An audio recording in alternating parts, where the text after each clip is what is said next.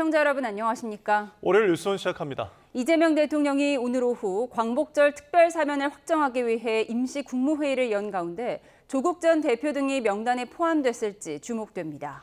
네, 이런 가운데 이 대통령은 새 정부 출범 이후 첫 국빈 방한 외국 정상인 또럼 베트남 공산당 서기장과 정상회담을 하고 결과를 발표했습니다. 취재기자 연결해서 자세히 알아보겠습니다. 정인용 기자. 네, 용산 대통령실입니다. 네, 오늘 국무회의에서 광복절 특별 사면 대상이 결정되는 거죠. 네, 이재명 대통령은 오늘 오후 2시 반 임시 국무회의를 비공개로 주재했습니다. 조금 전 국무회의가 종료됐는데 광복절 특별 사면과 복권 등 일반 안건 한 건이 심의 의결됐습니다.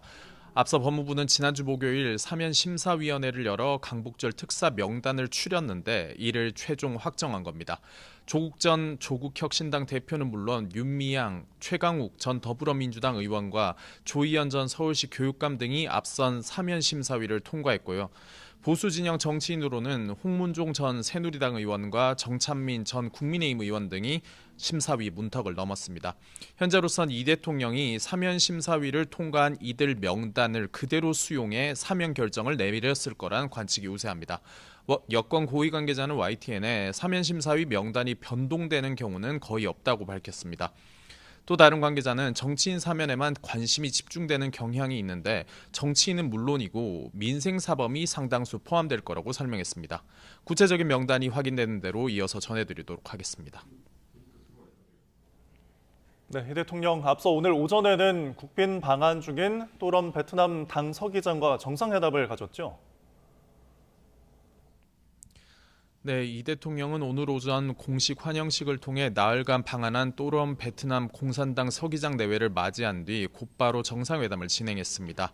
낮 12시쯤 회담 결과를 공동으로 언론에 발표했습니다. 두 나라는 지난해 867억 달러였던 교역 규모를 오는 2030년까지 거의 2배 가까이 늘리기로 했습니다. 들어보겠습니다.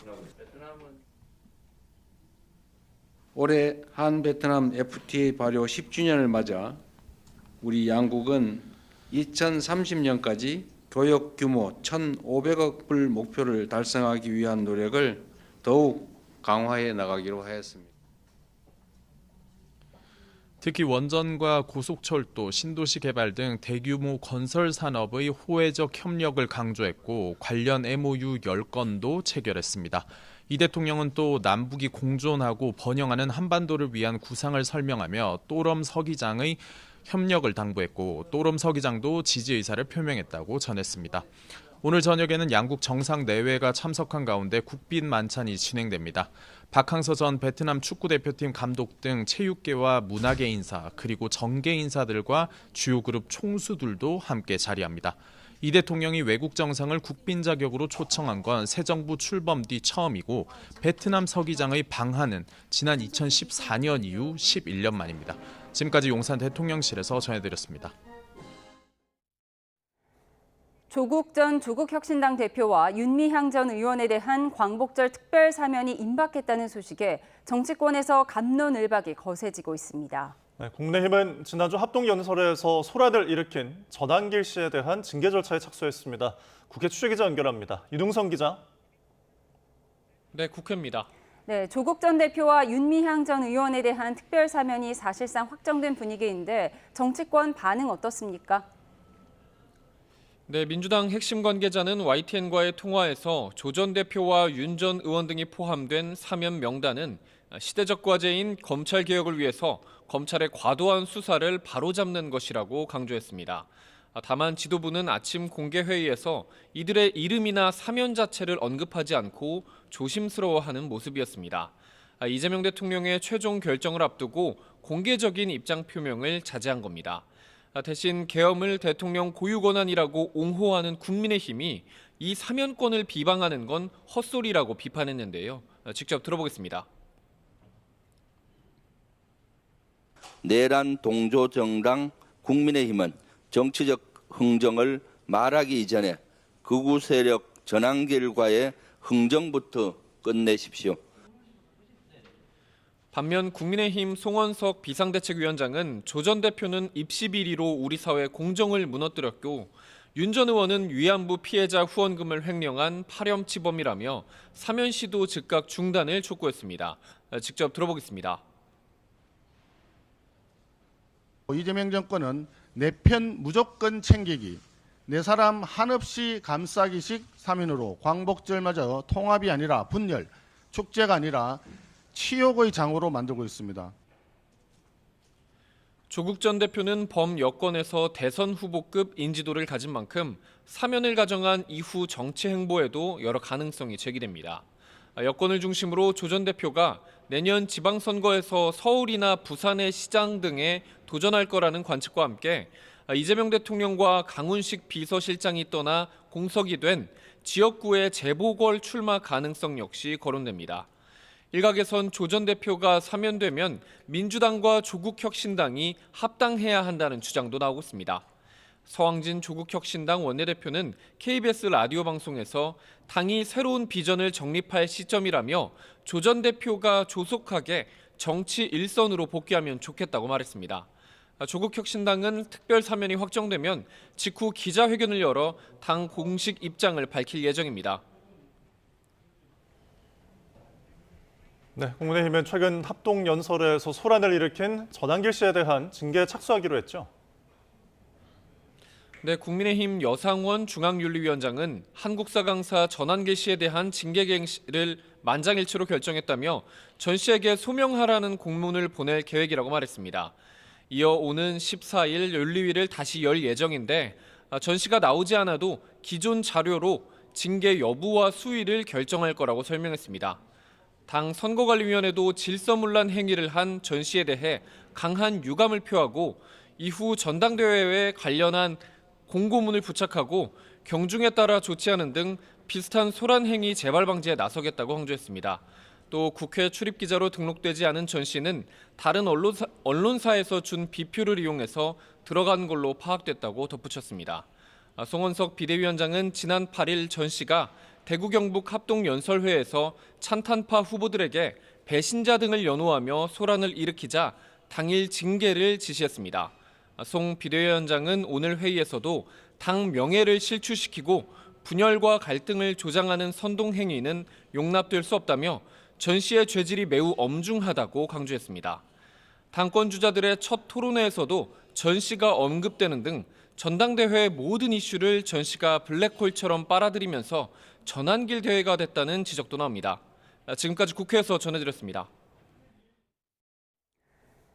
김건희 여사 구속심사를 앞두고 특검은 모두 848쪽에 달하는 구속 의견서를 법원에 제출했습니다.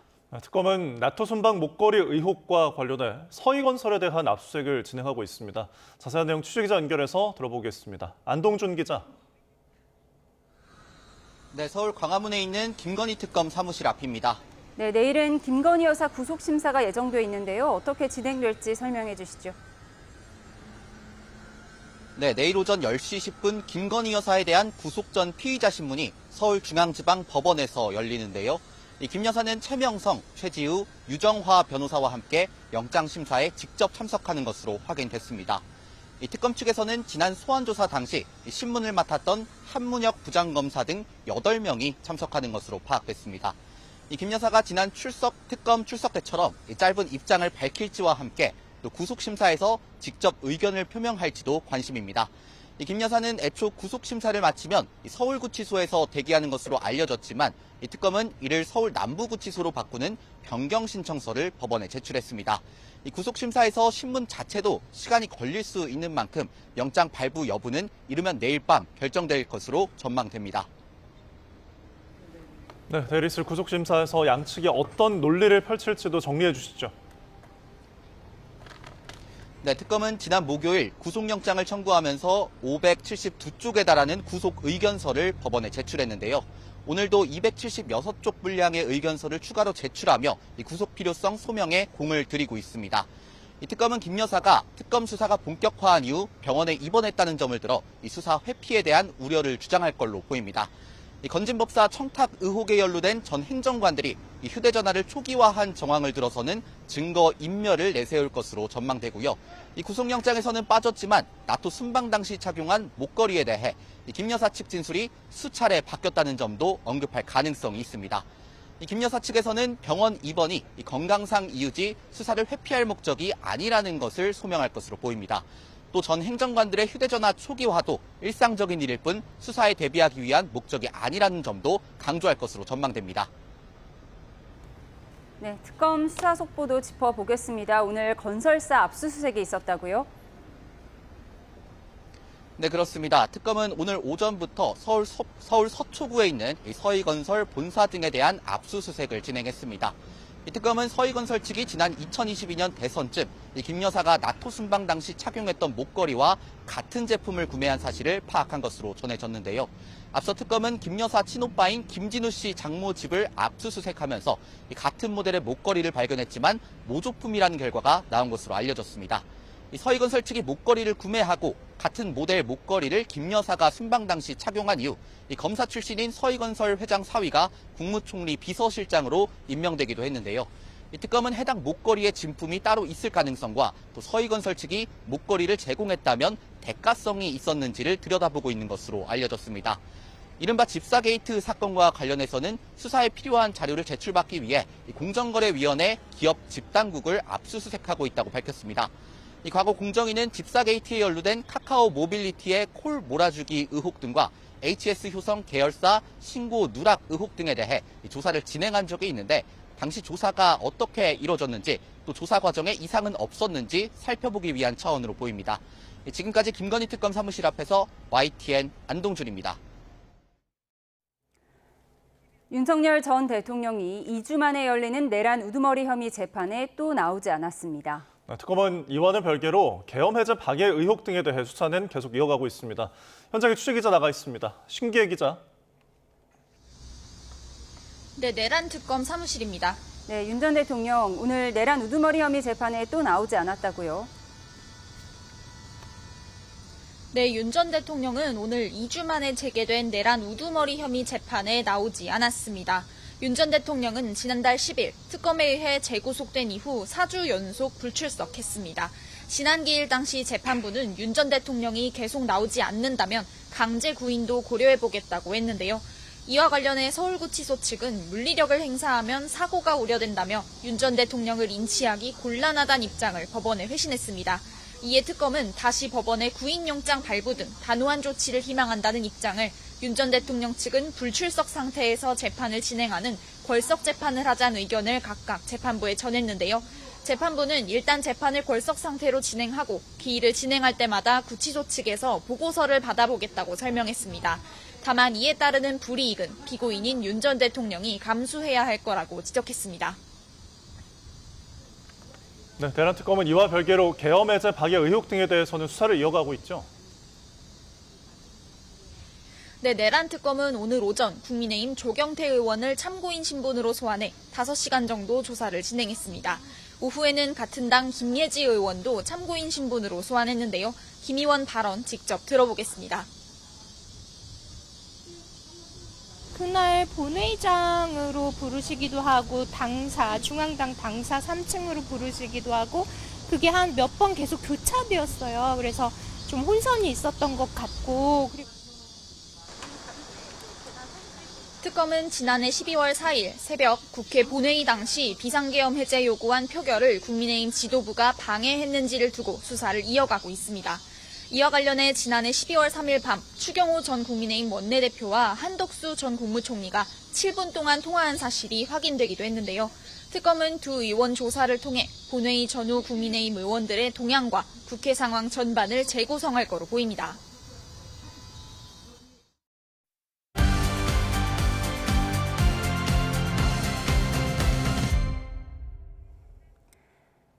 네, 오늘의 정치온 김현정 민주당 의원, 김희정 국민의힘 의원, 배종찬 인사이트K 연구소장 세 분과 집중 분석해 보겠습니다. 세 분 어서 오세요. 네, 반갑습니다. 네, 이제 곧 광복절 특별사면 명단이 확정됩니다. 이재명 대통령이 원포인트 임시 국무회의를 열고 결론을 짓는 건데요. 원래는 내일 예정이었는데 이렇게 하루 앞당긴 이유가 뭘까요? 일단 대통령실 관계자의 말에 의하면 원래 정례 이제 그 국무회의는 매주 화요일 날 열잖아요. 근데 이제 그 국무회의에서 안건이 60여 건으로 많고 또 토론 안건도 있고 또 이제 뭐 산지와 관련된 보고 사항도 있어서 그 지금 현재 이 그 특별 사면과 관련해 가지고는 국민들의 관심이 대단히 많고 또 일부 관심 있는 정치인들이 그 대상에 지금 올라가 있는 그런 상황이잖아요. 그렇기 때문에 이런 논란들을 조기에 불치시키고 또 국무위원들과의 충분한 수기나 토론을 통해서 이 사면 대상과 그 사면 대상들을 정하려고 하는 그런 이유가 있는 것 같습니다. 그리고 그 하루빨리 이런 그 논란 있는 것들은 빨리 종식시켜서 그 사면의 뭐 대상이라든지 또는 이유에 대해서 국민들께 소상히 설명드리고 또 민생 안정이나 또는 그 한미 정상회담 등 산적해 있는 현안들에 대해서 같이 이제 그 뭐랄까 이렇게 국민들을 통합시키는 그런 메시지를 내려고 하는 그런 의중이 아닐까 이렇게 생각합니다. 예, 지금 속보가 들어왔습니다. 예상대로 이재명 대통령이 조국 전 대표에 대한 특별 사면과 복권을 단행했습니다. 또한 조국 전 대표의 배우자 정경심 교수의 복권 명단에 포함이 됐고요. 윤미향, 최광욱 전 의원도 대상에 포함됐습니다. 저희가 현장으로 가서 목소리를 들어보도록 하겠습니다.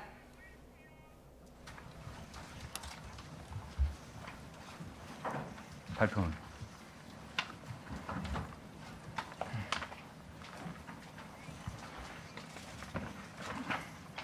똑같은 거지? 같은 거지? 그래라니까. 네, 그럼 지금부터 2025년 광복절 특별사면에 대해서 법무부 장관께서 발표하시겠습니다.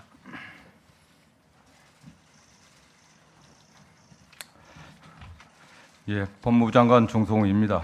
지금부터 2025년 광복절 특별사면에 관하여 말씀드리겠습니다.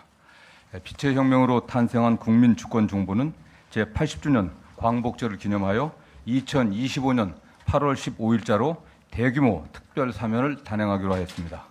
우리 사회의 극심한 분열과 갈등을 넘어 국민 대화합 차원에서 이루어지는 이번 광복절 특별사면에는 중소기업인, 소상공인, 청년, 운전업 종사자 등 서민 생계형 형사범, 특별 배려 수용자, 경제인, 전직 주요 공직자, 정치인 등 총 2,188명에 대하여 폭넓은 특별 사면 및 복권을 실시합니다. 이와 더불어 정보통신공사업, 식품정기업, 식품접객업, 생계형업, 운전면허 등 행정제재 대상자 83만 4,499명에 대해 특별 감면 조치를 시행합니다. 아울러 정부는 소액 연체 이력이 있는 서민, 소상공인 등 약 324만 명에 대한 신용 회복 지원을 실시할 예정입니다. 민생 경제에 온기를 불어넣기 위해 정부가 취할 수 있는 각종 행정제재 감면 조치도 광범위하게 시행하는 것입니다. 이번 광복절 특별사면의 구체적인 내용을 말씀드리겠습니다. 먼저 일반 형사범 1,922명, 노역장 유치자 24명, 특별배려 수용자 10명 등 총 1,956명에 대하여 특별 사면 및 복권을 실시하였습니다. 특히 우리 경제의 뿌리인 중소기업과 소상공인 42명, 운전 관련 직업 종사자 440명을 사면하여 경제적 재기 발판을 마련하고 민생 경제에 온기를 불어넣고자 했습니다. 아울러 젊은 시절 과오를 범한 청년 249명을 사면하여 새 출발의 기회를 부여하고 건전한 사회 구성원으로서 조기에 복귀할 수 있도록 하였습니다. 그리고 이번 사면에서는 10여 년 만에 처음으로 벌금을 제때 내지 못해 노역장에 유치된 저소득 소외계층 24명을 사면함으로써 서민 생활의 안정을 도모하였습니다. 그 외에도 생계활동과 밀접한 관련이 있는 각종 행정제재 조치를 감면하여 민생경제 활성화에 기여하고자 하였습니다. 구체적으로 수산관계법령 위반으로 어업활동에 제약을 받는 생계형 어업인 201명에 대한 행정제재를 감면하여 어업활동에 복귀할 수 있도록 함으로써 서민경제 활성화에 기여하고자 하였습니다. 또한 정보통신공사업자 1,707명에게 부과된 행정처분 중 입찰에 제약이 되는 부분을 선별적으로 해제합니다. 이를 통해 정부는 중소기업이 대부분인 정보통신공사업자에게 경영 개선 기회를 제공하고 정보통신공사업의 안정적 성장을 지원할 예정입니다. 아울러 국민의 위생 안전에 직접적인 영향이 없는 식품 접객업자 9,094명에 대한 경미한 행정 제재를 감면함으로써 우리 골목상권 곳곳에 활력을 불어넣어 얼어붙은 민생 회복에 보탬이 되고자 하였습니다. 약 82만 명에 대하여 운전면허 벌점 삭제, 면허정지 취소 처분 집행면제, 재취득 결격 기간을 해제함으로써 보다 많은 국민들께서 생업과 경제활동에 조기 복귀하실 수 있도록 배려하였습니다. 마지막으로 어려운 경제 상황에서 불가피하게 채무 변제를 연치한 서민, 소상공인이 정상적인 경제 생활에 신속히 복귀할 수 있도록 연체 이력 정보의 공유와 활용을 제한하는 신용 회복 지원 조치도 실시할 예정입니다. 대상자는 약 324만 명 정도 되리라 예상됩니다. 한편 국민 통합을 동력으로 삼아 내란의 위기를 극복하기 위해 범죄의 경중, 국가에 기여한 공로 등을 종합적으로 고려하여 주요 공직자와 정치인 27명을 사면 대상에 포함하였습니다. 주요 대상자는 조국, 윤미향, 심학봉, 송광호, 최강욱, 홍문종, 정찬민, 하영재 각 전 국회의원, 은수미 전 성남시장, 문영표 전 보건복지부 장관, 조의원 전 서울시 교육감 등입니다. 또한 글로벌 경제의 불확실성 속에서 국가 경제 성장에 기여할 수 있는 주요 경제인 16명을 사면하여 일자리 창출 및 역동적 성장을 뒷받침할 수 있는 계기를 마련하였습니다. 주요 사면 대상 경제인은 최신원 전 SK네트워크사 회장, 취지성 전 삼성그룹 미래전략실 실장, 현재현 전 동양그룹 회장, 박인규 전 대구은행장 등입니다.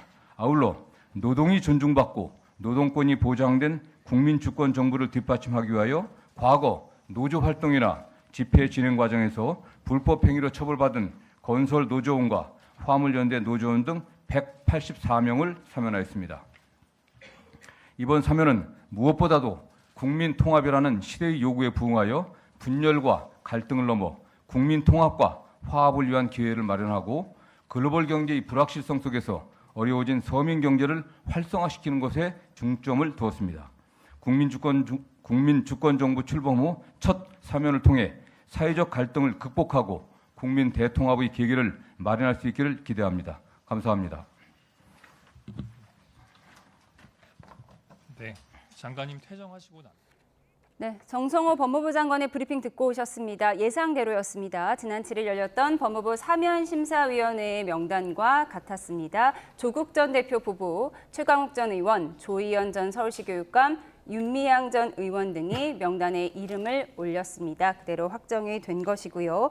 송원석 원내대표의 텔레그램 메시지가 공개돼서 논란이 됐던 홍문종 전 의원, 정찬민 전 의원 등도 포함이 됐습니다. 그러니까 예상에서 빗나간 명단은 없었습니다. 다시 한번 정리해 드리겠습니다. 지금 법무부는 경제인과 여야 정치인, 노동계, 농민 등 2,188명에 대한 폭넓은 특별 사면과 복권을 실시한다고 밝혔고요. 관심을 가졌던 정치인 명단, 조국 전 대표 부부와 홍문종 전 의원, 윤미향 전 의원, 신학봉 전 의원 등이 포함이 됐습니다. 저희가 잠시 뒤에 조국 혁신당을 연결해서 브리핑을 들어보도록 하겠습니다. 조국 혁신당 연결이 됐습니까? 네, 브리핑 들어보시죠. 조국 혁신당 대표 권한대행 김선민입니다. 윤석열 검찰권 오남용으로 고통받던 건설노조, 화물연대 등 노동자들과 구 여권 인사들에 대해 사면 복권이 이루어졌습니다. 피해자 여러분의 아픔이 치유되길 바랍니다. 조국 혁신당 대표도 대상으로 포함되었습니다. 조국 혁신당을 대표해 감사 인사 드립니다. 누구보다 국민께 감사드립니다. 조국 전 대표가 치유의 공기를 호흡하게 된 것은 국민 덕분입니다. 빛의 혁명으로 정권 교체가 이루어졌고 이재명 국민주권 정부가 출범했기에 가능했습니다. 이재명 대통령님의 고심 어린 결정에 감사드립니다. 내란 정권이 망가뜨리려던 대한민국의 위로와 통합의 계기가 되길 기원합니다.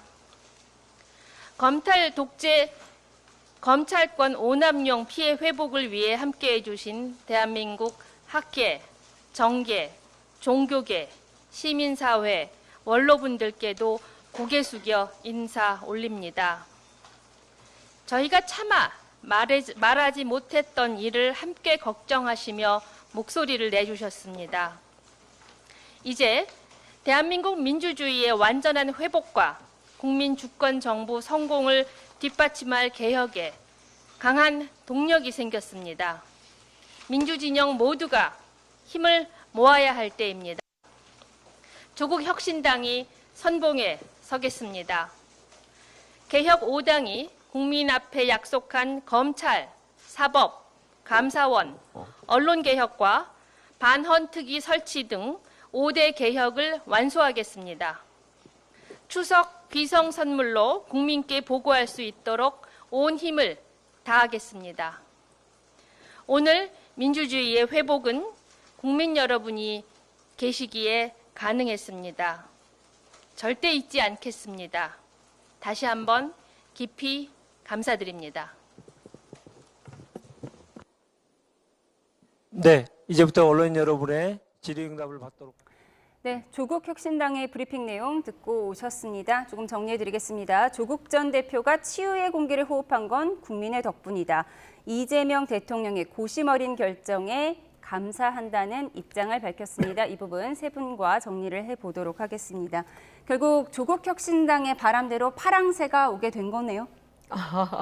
그게 국민들에게 파랑새가 돼야 되는데 국민들이 굉장히 열패감을 느낄 것 같습니다. 사실 그 첫 번째 이번 탄핵 말고 지난번 탄핵 이후에 오랫동안 정권을 찾기가 쉽지 않을 거라는 평가가 있었습니다만 조국 전 장관의 입시 비리, 그것도 아주 계획적인 입시 비리 때문에 많은 국민들이 분노를 했고 그래서 거기에 대한 처벌이 있었던 겁니다. 그런데 지금도 나와서 하는 얘기를 보면 그냥 사면에 대해서 감사하다라고 얘기했지 그런 문제를 일으키는 거에 대해서 반성하고 있고 다시는 그런 부분에 대해서는 이 사회에 생기지 않도록 더 신경 쓰겠다라는 이런 최소한의 얘기조차 없습니다. 그러면서 하는 얘기가 뭐냐면 검찰권 오남용을 얘기를 하고 있거든요. 그런데 조국 전 장관 같은 경우는 이제 윤미향 의원한테 묻힌 바가 좀 있었습니다만 검찰권 오남용을 얘기를 한다면 법원에서 판결 난 거는 어떻게 얘기하려고 합니까? 그렇기 때문에 이런 부분에 대해서 모든 것은 검찰 탓으로 돌리고 정치적으로 핍박받았다라고 얘기를 하면 검찰뿐만 아니라 또 법원 판결이 났고 거기에 대해서 그 당시에는 해당 당이나 또는 시민단체가 나와서 조금 잘못됐다라는 표현을 했었거든요. 그런데 이제 시간이 바뀌었다라고 해서 그런 입장을 뒤집는 것 정치인들 전체가 욕먹는 일이라고 생각합니다. 특히 일반 사면하고 특별 사면은 다른데요. 오늘 특별 사면이거든요. 그런데 대부분 민생 관련된 부분은 일반 사면의 성격을 띠고 있습니다. 이러이러한 항목에 해당되면은 그들의 이제 그 고충을 해결해주기 위해서 민생적으로 사면한다라고 얘기를 하는데요. 정치인들 같은 경우는 특별 사면이 특혜 사면처럼 보입니다. 이렇게. 콕콕콕 찍어서 가고 있지 않습니까? 그래서 반성 없는 사면이 과연 무슨 의미가 있을까 하는 문제 제기 먼저 하고자 합니다. 반성 없는 특혜 사면이라고 비난을 하셨어요. 오늘 법무부 보도자료를 보니까 장기간 공직자로서 국가와 사회를 위하여 헌신한 주요 공직자들을 사면해서 통합과 화합의 전기를 마련하겠다 이렇게 밝혔습니다. 그런데 이제 정치검찰의 피해자라고 하기에는 대법원 확정 판결이 난 거잖아요. 이 부분에 대해서 어떻게 대답하시겠습니까? 일단은 오늘 그 사면 대상을 보니까 역대 최대인 것 같아요. 2,188명이라고 하니까. 그래서 대부분의 사면의 대상이 된 사람들은 그 민생과 관련된 사회적 약자라든지 또는 노동자라든지 이런 쪽이 줄을 잃었던 것 같고 정치인은 이제 27명이라고 하지 않습니까? 그러니까 가장 그 사면 규모에서는 가장 작은 규모의 정치인 사면인 것 같아요. 그거는 국민 여론들이 정치인에 대해 사면에 대해서 약간 부정적인 인식이 있는 것도 이제 감안했던 것 같고 다만 이제 이번에 이제 조국 전 장관이라든지 뭐 윤미향 전 의원이라든지 이런 분들이 이제 포함돼 있어서 그 정치적인 그 논란들이 좀 있는 건 그 사실인데 그럼에도 불구하고 지금 좀 전에 우리 그 김 의원께서 말씀하신 그 반대로 보면은 지금 조국 전 장관은 사면받아서 나오고 또 그를 수사해서 기소했던 윤석열 씨는 지금 구속돼 갖고 지금 피고인으로 재판을 받고 있는 이런 거 보면 참 권불심령이다 이런 생각이 저절로 드는데 실제로 이제 조금 전에 말씀하신 것처럼 그 조국 전 장관이 그 입시 비리나 이런 것들로 인해서 유죄 판결 받은 거에 대해서는 당사자도 수차례 걸쳐서 사과는 했죠. 당사자가. 그런데 다만 이제 그 이제 반대에서 그거를 비판하는 이런 시각이 있는 것이죠. 무엇이냐면 조국 전 장관이 그렇게 그 검찰 개혁을 강하게 이제 추진하는 그런 과정에서 그거를 반대하는 윤석열 그 총장하고 부딪힌 것이고 그 과정에서 그 조국을 제거하기 위해서 처음에는 그 사모펀드 의혹을 가지고 이제 그 수사를 시작했었는데 사실은 사모펀드와 관련된 거는 혐의가 없어서 기소조차도 하지 못했잖아요. 그러니까 이제 가족들과 관련된 입시 비리라든지 이런 별건들을 수사해서 온 가족이 이제 도륙된 그런 상황이지 않습니까? 그래서 물론 이제 그 뭐 입시 비리나 이런 것들 유죄 판결 받은 부분에 대해서까지 우리가 저걸 하는 건 아니지만 그 이전에 이 검찰 개혁을 추동하는 과정에서의 정치 검찰의 희생양이었다라는 이제 관점도 같이 있는 것이죠. 그래서 그런 관점들 포함해 가지고 이제 이번 사면에 이제 그 포함이 됐다라고 저는 좀 보여지고요. 그리고 이제 어쨌든 이 조국 전 장관의 사면에 대해서는 뭐 여러 가지 관점이 있을 수 있습니다. 근데 다만 그 이 사면권이라는 것은 이제 상권 분립하에서 그 사법부에 대한 견제나 균형을 맞추는 대통령의 고유 권한이기도 하잖아요. 그리고 또 사실 어떻게 보면 이게 정치 수사와 판결이라고 이제 해석될 여지도 있는 것인데 그런 사법부의 정치 판결에 대해서 그런 오류라든지 관점을 바로잡아주는 그런 기능도 사면권 안에 들어있기 때문에 그런 것들을 종합적으로 판단해서 대통령께서 결정하신 것 같습니다. 예, 그러니까 수사의 시작과 범위가 정치적이었을 수 있다 이 부분이신데 수사의 시작과 범위가 정치적이었을지라도 어쨌든 국민에서 굉장히 예민해하는 입시 비리 혐의가 대법원에서 확정 판결이 난 것인데 이 여러 논란에도 불구하고 이재명 대통령이 왜 하필 광복절에 이렇게 정권 초기에 사면 복권을 단행했을까? 이 부분이 가장 궁금합니다. 소장님 어떻게 보세요? 정치적으로 뭐 오류가 있었던 것이 아니라 말 그대로 우리의 대통령의 이 사면권은 일종의 선거 승리 전리품이라고 봐야 되겠죠. 선거에서 이기면은 그건 이제 이긴 정치 세력에서 가져가는 권한처럼 돼버린 거죠. 국민 인식과는 큰 괴리가 있습니다. 뭐 조국 전 대표뿐만 아니라 보수 정당에서 몸담았다가 처벌을 받았던 인물들에 대해서도 매우 부정적입니다. 하지만 이제 이 권한이 우리 헌법에서 이제 대통령의 권한으로 보장되다 보니까 그대로 이행이 되는 거죠. 이전 정권에서도 국민 인식과 일치했나요? 그렇지 않았습니다. 이번에도 국민 인식과 괴리가 있는 것이고 윤미향 전 의원의 경우에는 워낙 이 판결이 지연되다 보니까 국회의원 임기까지 다 지나고 나서야 최종적인 판결이 내려졌어요. 그럼에도 불구하고 이것은 대통령의 권한이기 때문에 이재명 대통령은 그렇게 판단했을 겁니다. 이미 이번 대선의 어떤 청구서들이 제시가 된 것이고 그것에 대해서 문재인 전 대통령도 요청하는 그것을 깡그리 무시할 수는 없는 것이고요.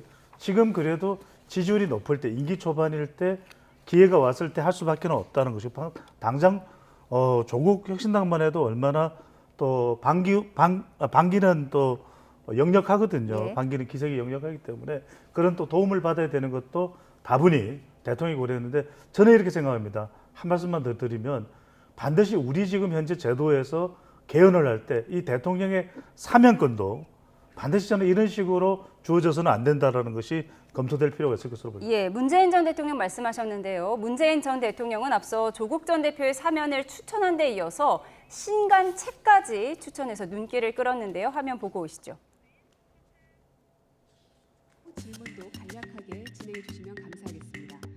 순서는 정치, 사회, 민생. 그 결과와 무관하게 이미 조국 전 장관이 지금까지 겪었던 어떤 고초 그것만으로도 저는 뭐 아주 크게 마음에 빚을 졌다고 생각합니다.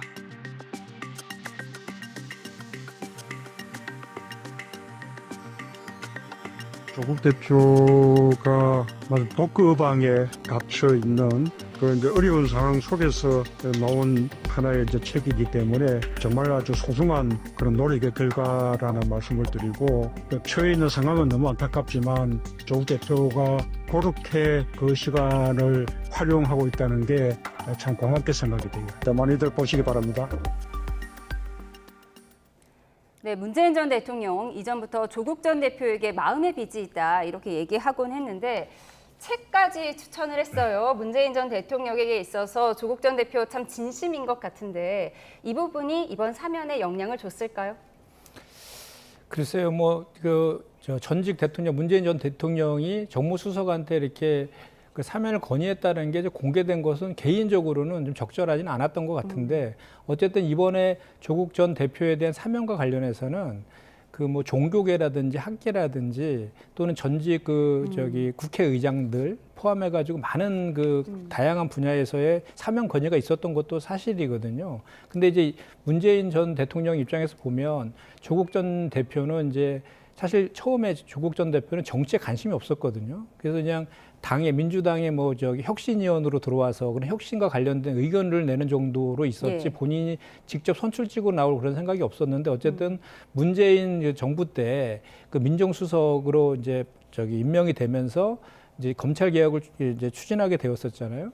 근데 그런 과정에서 아무래도 그리고 또 윤석열을 그 검찰총장으로 임명하는 것에 대해서 반대 의견을 냈다라고 하지 않았습니까? 그런 과정 속에서 어쨌든 정치 검찰의 그 표적이 되었고 그 과정에서 많은 고초를 겪었다. 그래서 그거를 그런 어떻게 보면 그렇게 된 그 첫 계기가 본인이 이제 민정수석에서 그런 역할을 맡긴 것 이런 거에서 기인하기 때문에 그거에 대한 인간적인 마음의 빚이 있는 것 같고요. 그런 차원에서 지금 말씀을 하시는 것 같습니다. 예.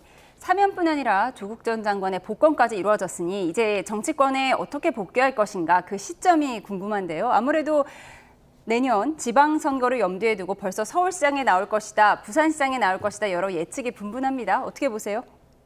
앞서 말씀드렸듯이 정말 반성이 전제되지 않는 사면이라서 굉장히 안타깝다는 말씀을 드립니다. 뭐냐면 앞서 이제 문재인 대통령이 마음의 빚을 가지고 있다. 그러면은 그렇게 입시 비리가 있는 사람을 온 가족이 나서서 입시 비리를 했는데 그런 사람을 수석과 장관에 연이어서 임용한 거에 대해서 국민들에게 사과를 해야 되고 국민들에게 마음의 빚을 가져야지. 어떻게 너는 사실은 내가 공직에 임명 안 했으면 평생 숨기고 갈 수 있는 너 가족의 범죄가 내가 공직에 임명하는 바람에 이렇게 다 세상에 드러났네? 이게 무슨 공직자의 마인드입니까? 그게 바로 저는 오늘날 그 이춘석 의원의 그 문제를 대하는 민주당의 태도라고 생각하거든요. 뭐냐면 카메라에 찍히지 않았으면 완전 범죄다. 그러면 조국 전 장관도 마찬가지로 민정수석이나 법무부 장관으로 내가 임명이 안 됐으면 완전 범죄였을 텐데 이거잖아요. 그러니까 그런 마인드 자체가 국민들에게 더 열패감을 준다라는 얘기입니다. 그렇기 때문에 사실 정치권에 언제 등장하느냐라고 얘기하는 게 무의미할 정도로 한 번도 정치를 그만둔 적이 없다고 생각합니다. 왜냐하면 재판을 받는 와중에도 별도로 정당을 만들어서 출마를 했고 민주당과 같이 나눠 먹기를 하면서 사실 비례대표 전용 정당으로서 그 선거법을 바꾸지 않아서 조국 정당이 당선될 수 있도록 기여를 하지 않았습니까?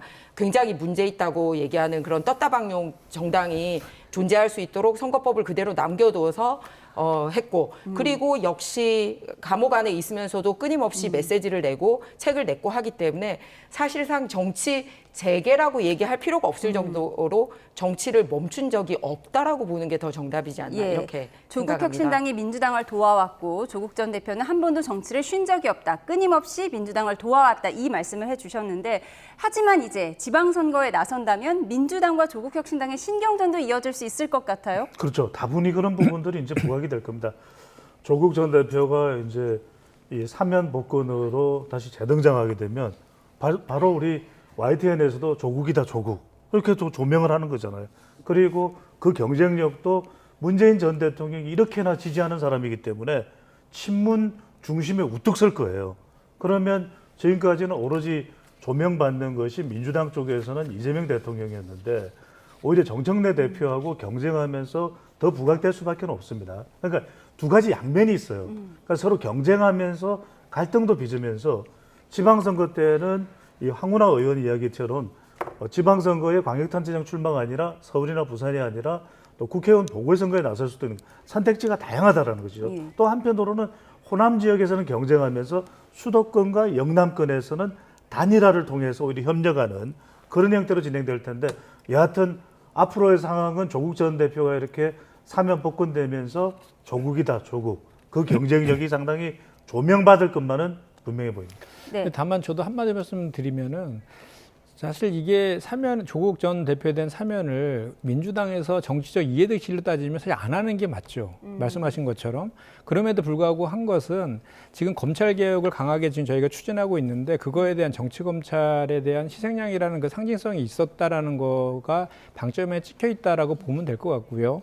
그 또 하나는 이제 계속 그 사죄와 반성, 이 말씀 많이 하시는데 아무리 조국 전 대표가 물론 이제 지탄받아야 될 그 측면 분명히 있습니다. 입시비리나 이런 것들에 대해서.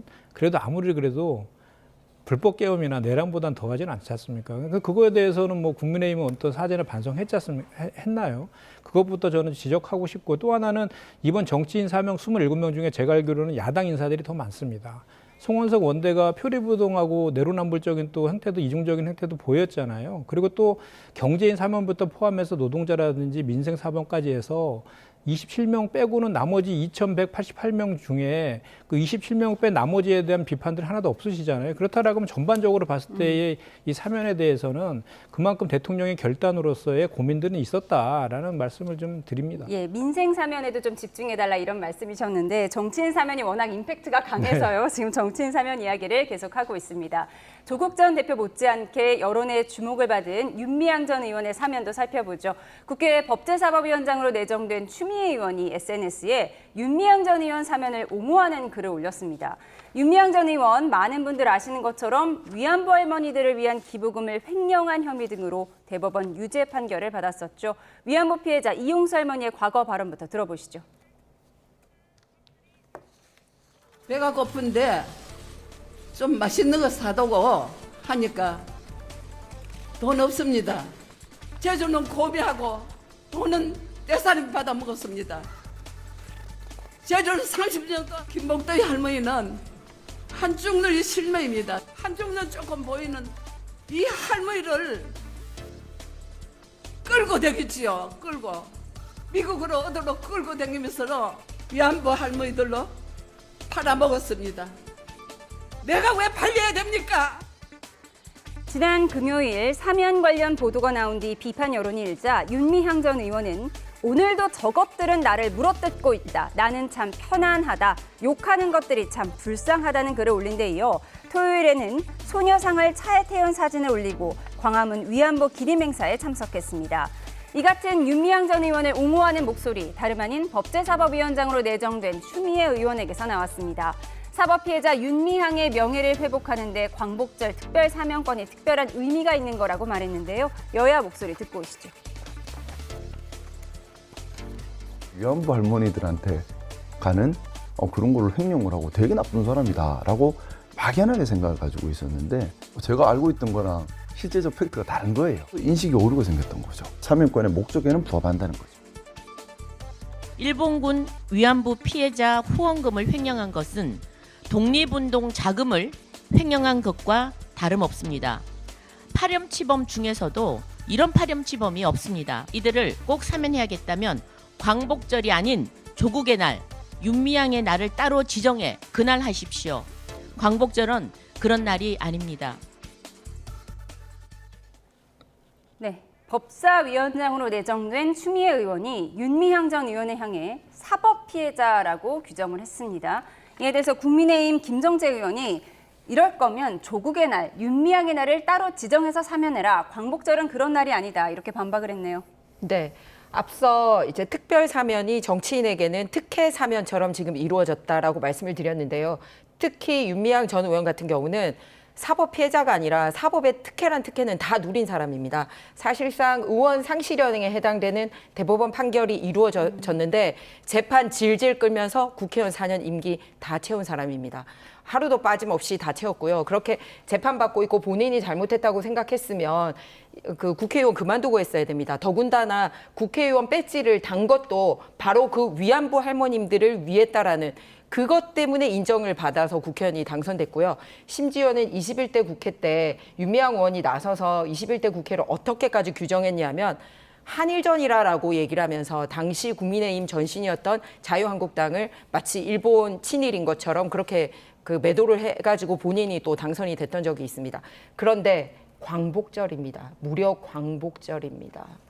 위안부 할머님들 정말 피눈물을 흘렸고요. 그리고 그거를 국민들에게 가족들의 만류를 뿌리치고 이 역사적인 사실을 밝히면서 또 한 번 피눈물을 흘렸습니다. 쉽지 않은 결정이었고요. 그렇기 때문에 위안부 할머님들이야말로 피해자에서 사회운동가로 거듭나신 분들입니다.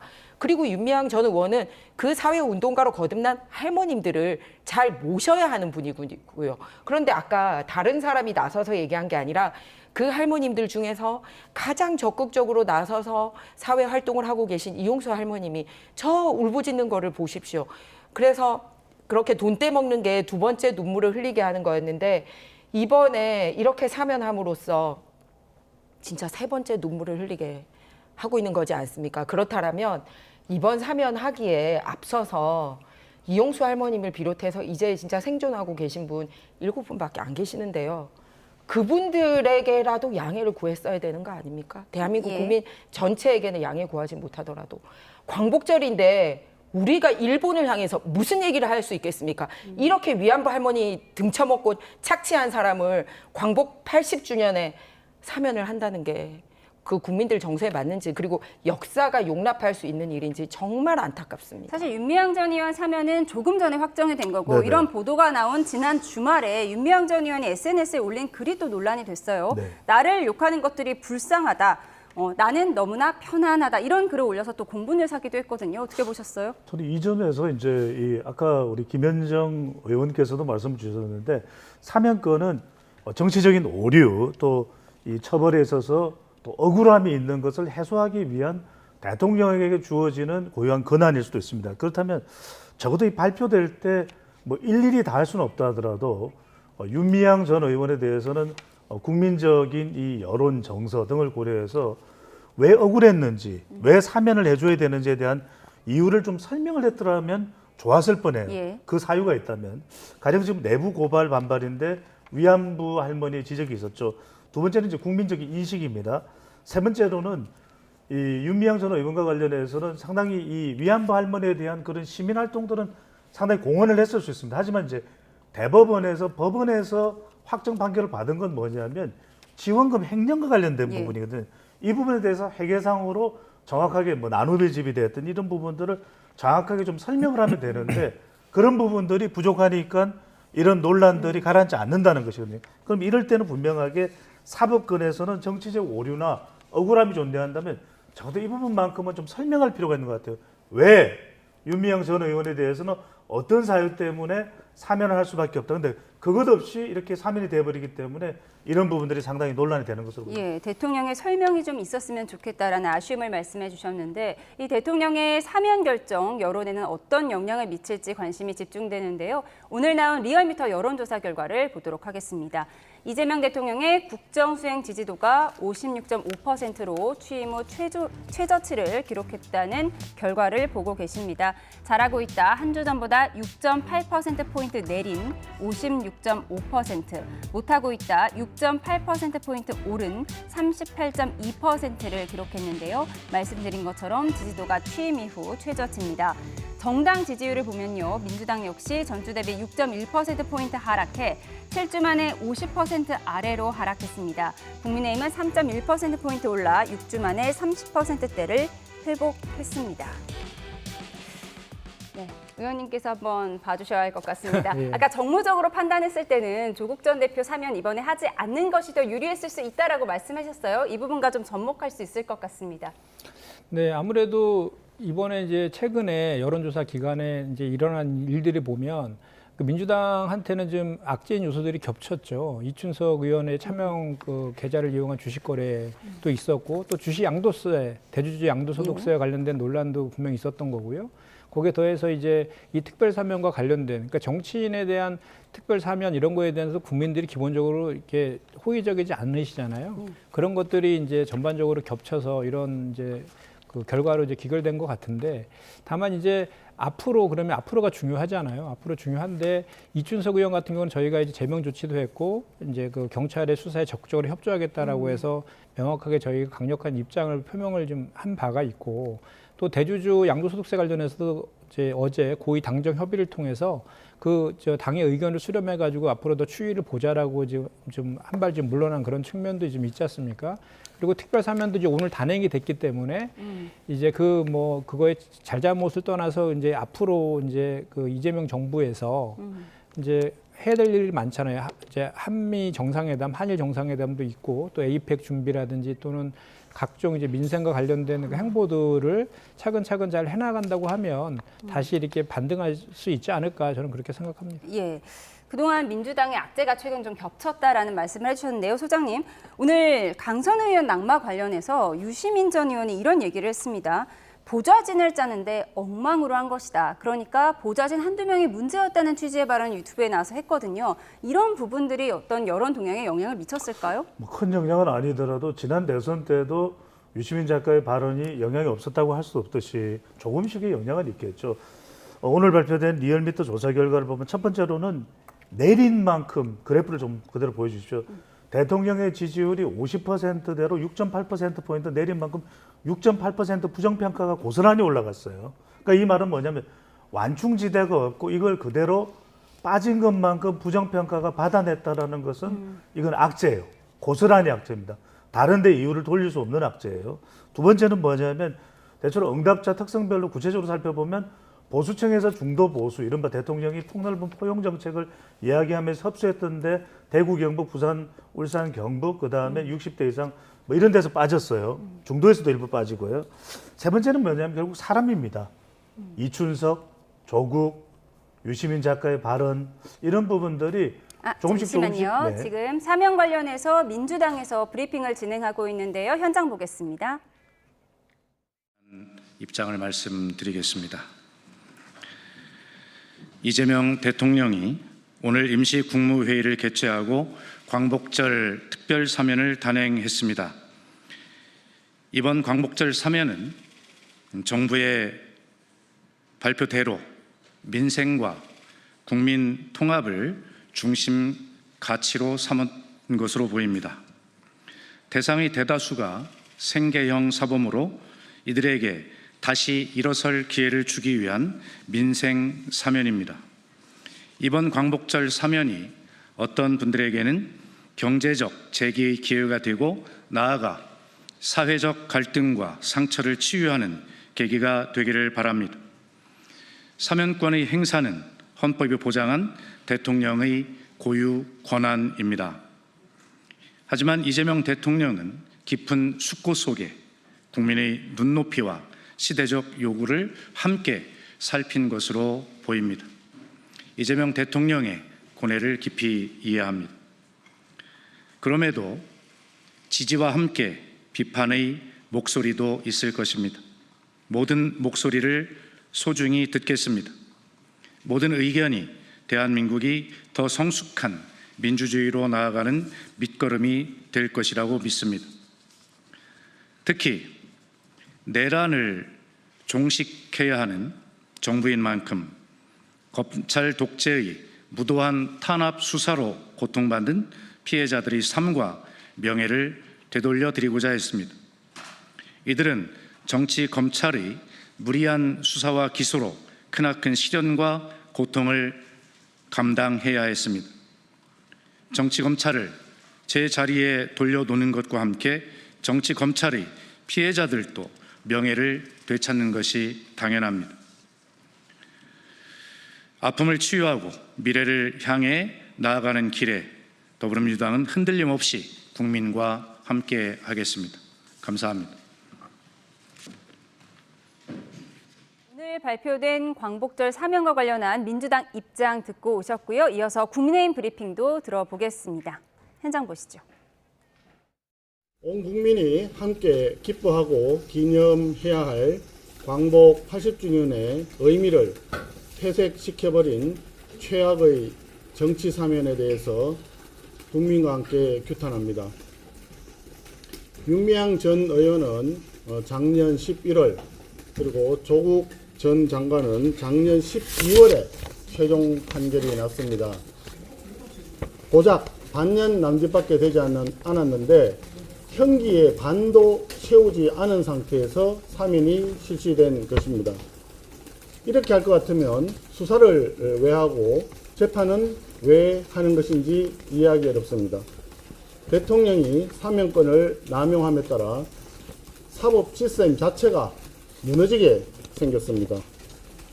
이번 사면은 그야말로 조국 친위대 총사면인 것 같습니다. 조국 전 장관과 함께 입시 비리를 저지른 정경심 전 교수, 입시 비리를 도와준 최강욱 전 의원, 그리고 조국 전 장관 딸에게 장학금을 준 노한중 부산의료원장, 조국 전 장관과 함께 청와대 감찰을 무마시킨 백은우 전 의원까지 모두 사면 대상에 포함되었습니다. 결국 정권 교체 포상용 사면권 집행이라고 봅니다. 여기에다 윤미향 전 의원은 위안부 할머니들의 피눈물을 팔아 개인의 사리사욕을 챙긴 반역사적, 패륜적 범죄를 저질렀습니다. 그런 사람을 광복절에 사면한다는 것은 몰 역사적인 사면의 극치이자 국민에 대한 감정적 도전이라고 생각됩니다. 국민을 이기는 정권은 없습니다. 이재명 정권은 국민을 상대로 싸우려 하고 있습니다. 국민과 야당의 반대를 묵살하고 오만과 독선으로 단행한 이번 광복절 특사는 대통령 사면권 남용의 흑역사로 오래 기록될 것입니다. 다시 한번 강력히 규탄합니다. 됐죠?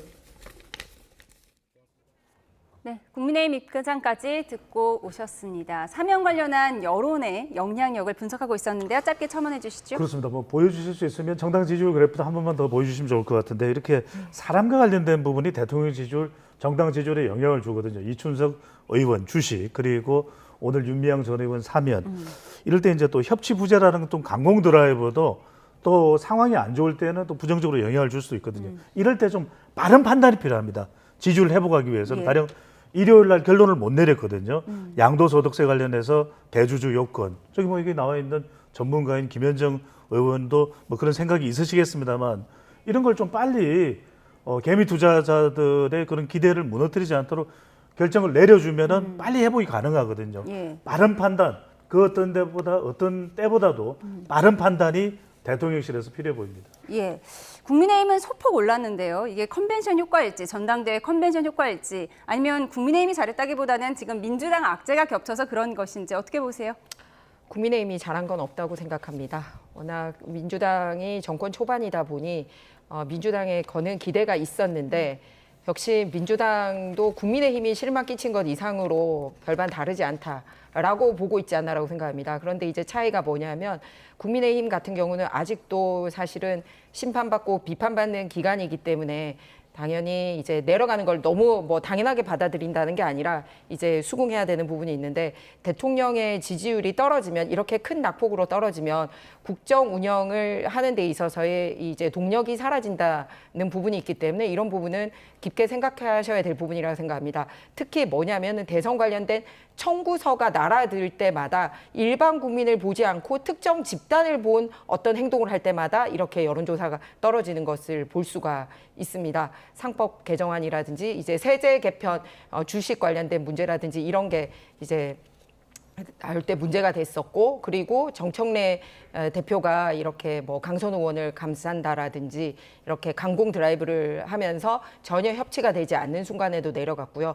그리고 인사 때 축적이 됐던 게 사면 얘기가 나오면서 같이 떨어지는 것 같습니다. 그런데 좀 전에 조국당이나 민주당을 보면서 뭐냐면 자꾸 검찰의 무리한 수사로 소위 잘못이 없는 사람이 마치 그 사법적인 판결을 받아서 핍박받고 있다가 사면된 것처럼 얘기하는 부분이 굉장히 잘못됐다라는 말씀을 드리고 싶습니다. 왜냐하면은 입시 비리 사실 변함없이 있고요. 그리고 위안부 할머님들 도움 편취한 사실이 그대로 있습니다. 그리고 또 하나 추가로 말씀드리자면 윤미향 전 의원의 경우에는 대법원 확정 판결을 하신 분이 김상환 대법관님이신데요. 지금 현재 이재명 대통령님이 헌법재판소장으로 임명하신 분입니다. 그러니까 무슨 한쪽에 치우치신 분이 이렇게 임명을 한 게 아니라 지금 이 정부에서 헌법재판소장으로 발탁할 정도로 그런 분이 윤미향 그 전 의원에 대해서는 1심보다도 훨씬 더 중형이었던 2심에 대해서 확정 판결을 내려주신 부분이거든요. 그러니까 민주당이나 조국당이 마치 검찰권의 오남용이다라고 얘기하는 것은 굉장히 이번 정권의 기조와도 맞지 않지 않나 이렇게 생각을 합니다. 알겠습니다. 국민의힘이 잘한 건 없다라고 앞서 분석을 하셨는데요. 지난 금요일 전당대회 연설회에서 찬탄파 후보들을 향해 배신자 구호를 외치도록 유도한 등 소란을 일으킨 전한길 씨를 향한 당내 우려도 커지고 있습니다. 대구 경북 합동 연설회에서 어떤 일이 있었는지 영상으로 정리했습니다.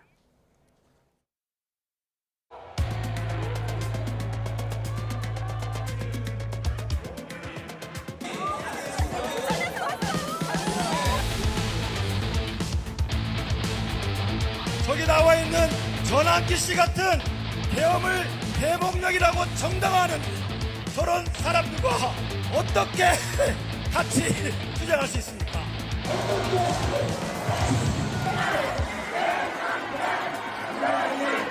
왜 시민자 외칠 때 약간 신나지 않습니까? 다음에 부산에도 대전에도 같이 한번 가보시죠. 본인이 뭐 언론, 뭐 전환길 TV에 저도 김대식 TV에 방송을 하는데 그러면 저도 언론이겠네. 징계뿐만 아니라 출당 조치도 저는 해야 된다. 김문수 후보도 이번에 출마를 안 했어요. 혁신을 할 수 있는 사람들이 나와서 어떤 비전을 제시를 해줘야 되는데 그 대선 후보가 나오니까 이 모양 이 꼴이 되는 겁니다. 말씀드릴 거는 이제 오늘 양정 사유를 전부 다 감안해서 징계를 하겠지만 제 생각에는 그렇게 가볍지만은 않지 않느냐.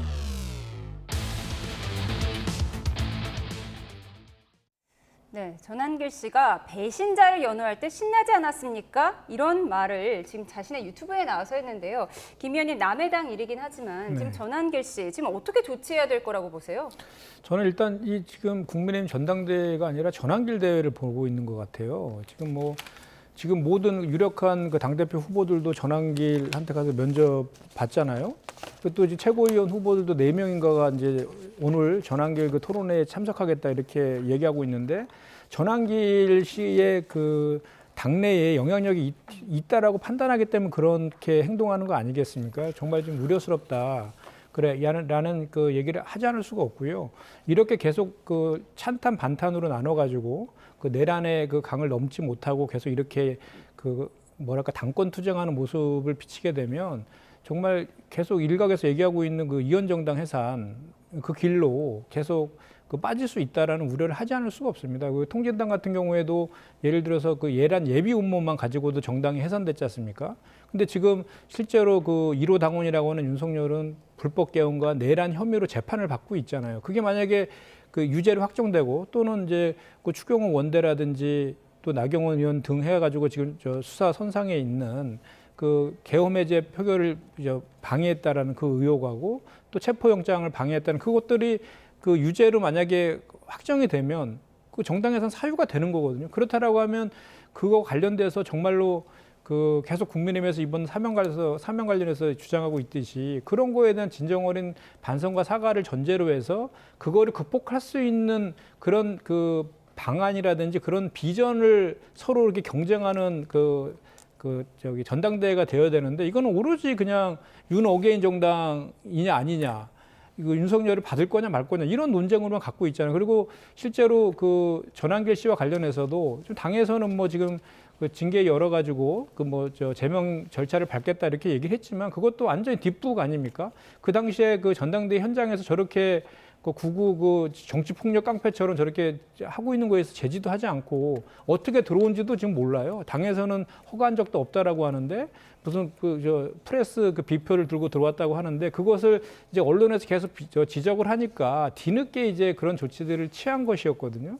이런 것들이 과연 진정성이 있느냐에 대해서 이제 국민들께서는 의구심을 갖고 있는 거죠. 왜냐하면 현재 유력한 당대표나 최고위원 후보들도 여전히 전환기를 감싸고 돌고 있는 이런 상황에서 또 그 김문수 후보 같은 경우에는 윤석열에 대해서 나중에 이렇게 복당을 시켜줄 수도 있다 이런 얘기까지 하고 있는 거 아닙니까? 그런 상황에서 뭐 징계를 한다 한들 그 전한길 씨에 대한 영향력이 없어지진 않을 거고 계속 못 들어가도 예를 들어서 전당대회 장소에 못 들어가도 밖에서도 할 수 있는 것이고 또 본인도 너무나 당당하게 저렇게 얘기하고 있는데도 당에서는 아주 그냥 그 뭐랄까요 그냥 그 신용만 하고 있다 이런 느낌을 지울 수가 없습니다. 예.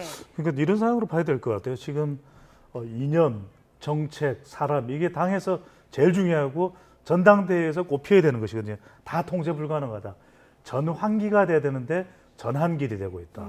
말 그대로 전한길 수렁이라고 봐야 되는 건데 이게 왜 그러냐 하면 지금 누구도 종잡을 수 없는 누구도 이것을 수습할 수 없는 상황이 되고 있다는 거죠. 탄핵 찬대냐 탄핵 반대냐 탄핵 찬성이냐 윤어게인이냐 아니냐 부정선거 의혹이 맞느냐 아니냐 이건 누가 수습 못합니다.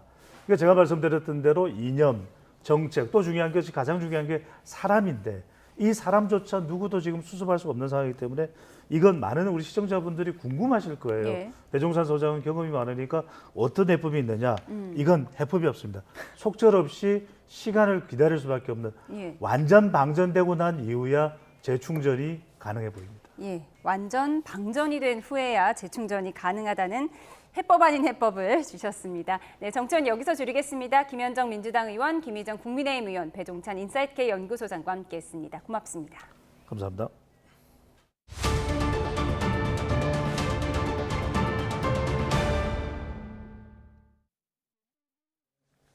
정체전선이 다시 북상하면서 충청 이남을 중심으로 다시 비가 내리고 있습니다. 남해안에는 내일까지 100mm가 넘는 호우가 쏟아지겠고 모레는 중부지방에도 비가 내릴 전망입니다. 취재기자 연결해 알아보겠습니다.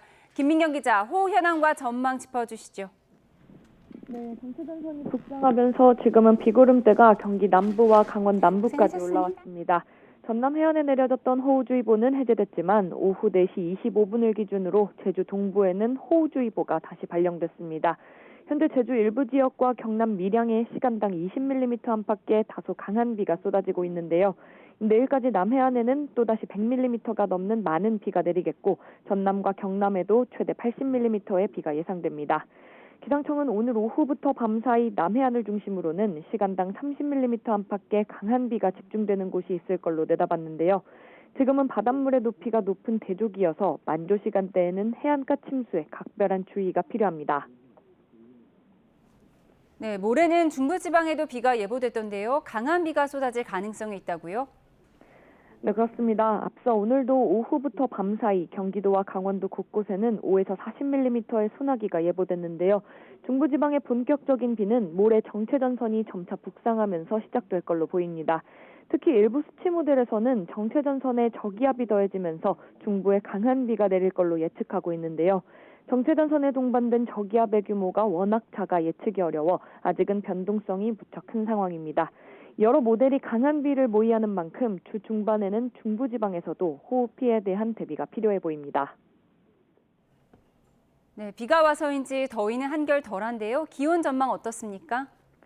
네, 제주 해안에 남아있던 폭염주의보는 오전 10시를 기준으로 해제됐습니다. 하지만 조금 전인 오후 4시를 기준으로 경기도 파주에 폭염주의보가 새로 내려졌고 발효 시각은 오후 5시입니다. 오늘 경남 창원과 양산, 북부산, 밀양의 낮 기온은 30도를 넘었지만 서울은 29.5도에 머무는 등 대부분 지역이 30도를 밑돌았는데요. 당분간은 정체전선의 영향으로 기온은 평년 수준을 보이며 한낮에 28에서 32도 안팎을 기록할 걸로 보입니다. 기상청은 비가 그친 뒤 주 후반인 광복절 연휴에는 다시 더워지겠지만 극심한 폭염은 아니고 30도를 조금 웃도는 습한 날씨가 이어질 걸로 전망했습니다. 지금까지 과학기상부에서 YTN 김민경입니다. 네, 조금 전 들어온 속보 전해드리도록 하겠습니다. 저희 이제 가평 지난 9일에 경기도 가평군 북한강변에서 발견된 시신이 지난달 집중호우로 실종된 마지막 50대 남성의 실종자로 확인됐다는 소식입니다. 가평에서 호우로 인한 마지막 실종자를 찾았다는 소식이 조금 전에 들어왔습니다. 자세한 내용은 더 들어오는 대로 전해드리겠습니다. 다음 소식입니다. 경찰이 주식 차명거래 의혹이 불거진 무소속 이춘석 의원에 대한 압수수색을 마무리했습니다. 경찰은 이 의원의 출국도 금지한 상태인데요. 취재기자 연결해서 자세한 내용 알아보겠습니다. 김혜영 기자, 압수수색은 모두 끝난 건가요? 네, 서울경찰청 금융범죄수사대 전담수사팀은 오늘 오전 10시 20분쯤부터 이춘석 의원의 국회의원회관 사무실의 수사관들을 보내 주식 차명거래 의혹 관련 자료를 확보했는데요.